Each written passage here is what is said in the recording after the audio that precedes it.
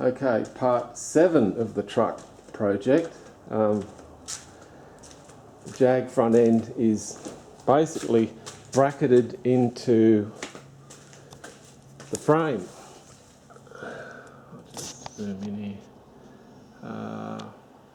Yeah, they're tacked in, but anyway, that's basically, I'm happy with the front brackets. That's where that's at. The rear brackets are going to be a wedge to keep it true. See the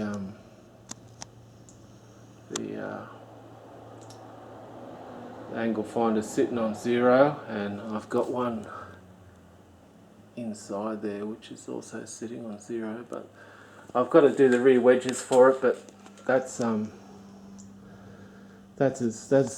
what it is for now. Courtesy internet, I got some measurements from some people who have done this previous, and I think it's 21 or 21.5 inches back from a certain point, so that's all done. The original engine mounts had to come out to make room, and now I'm thinking about actually using the Jag mounts off the crossmember to mount the engine. I was thinking about a tubular crossmember, but with the Jag rack and pinion there and all the rest of it, I think it might be a bit crowded in there. But anyway, that's food for thought. Also, I've been busy marrying up V8 engines to gearboxes, and like I said before, I had a QuickTime type bell housing. It's a, what's that, an 8031 bell housing. It's for the Ford T6060 6-speed. It's about 5.34 deep, but for my combination, I'm bolting a Tremec 6-speed out of VE Commodore, which is the 660 series gearbox with the oil pump and all the rest of it, and fairly high torque rating and such.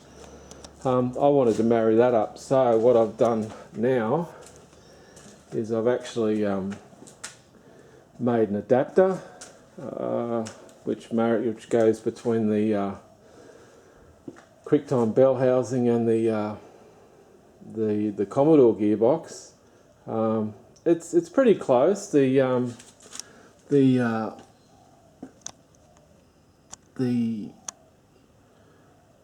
Commodore had one more bolt in it, which I've basically just there. That I've put the adapter, drilled that, tapped it.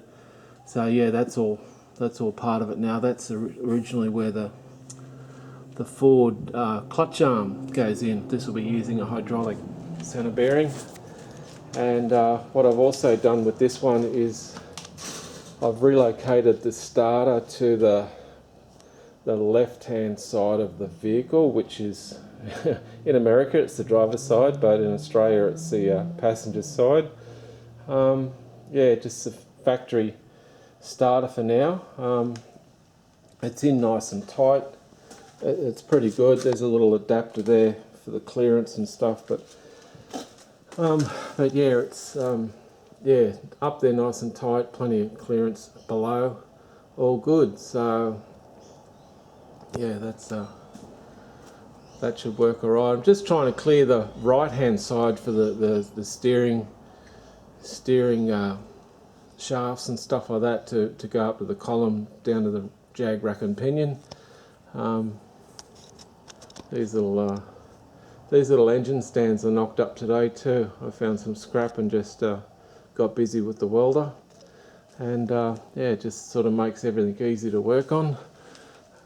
Yeah, the gearbox, it's got the mid shift conversion in it, because these things had the there's another mechanism on it, but it doesn't suit me. Yeah, oh, there's a set of trick flows on it. They'll go together eventually. Decent sized port on them. So yeah, But yeah, and the right hand side of the combination is absolutely bare. So there is no, the starter was there. You can, let's see if we get a good shot of that. You can see where the starter did marry up to the bell housing and such, but that's all gone now. I cut another engine plate to suit the left hand start, delete right hand start type thing. But yeah, I'm pretty happy with the way it's all panned out. So now that that's all married together, now it's basically lifted into the truck and try and make some mounts, like I said, to go together with the Jag IFS front end. So, and then there's a whole new world of things to make. You know, maybe the pan will fit, maybe it won't. I don't know. But yeah, so.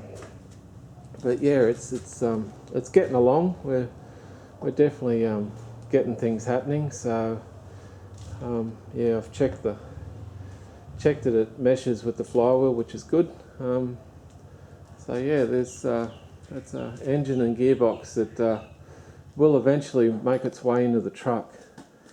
So yeah, yeah, I like them cylinder heads. They're pretty good. There's my trusty apprentice, always helping me somehow. Yeah, but yeah, a lot of bother to put the starter on the left, but I don't know. I think it's worth it. Probably makes for a cleaner install. Yeah, so that's probably all I've got to say for part 7 of the truck project. But I've got a mini starter there. I'm just looking at toying with the idea of fitting that up, but like I said, I'll probably need some more aluminium and a bit more time to make all that work. But yeah, that's where it is today. Engine and gearbox married together, pretty much as it's going to go in the truck. Yeah, so we'll have that. And, you know, it's probably a good way of making the pipes. Actually, I might make the pipes on the bench next. Make a nice set of headers for it, and drop it all in at once and see how we go. So yeah. Anyway, that'll do for part 7. I can't think of anything else. But yeah, I'm pretty happy with all that. So yeah, just all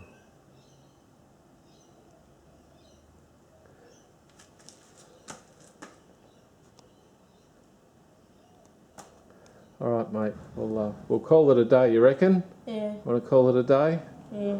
All right. We'll go and get cleaned up, and we'll put all this stuff away, and then yeah, next segment 8 will be bit of luck. All that'll be in the truck, and we'll have some engine mounts happening and gearbox mounts and all sorts of stuff. But yeah, it's all going along okay.